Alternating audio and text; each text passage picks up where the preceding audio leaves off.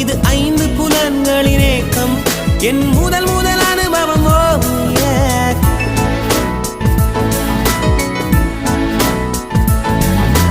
ஒலியின்றி உதடுகள் பேசும் பெரும் புயலென வெளிவரும் சுவாசம் ஒரு சுவடின்றி நடந்திடும் பாதம் இது அதிசய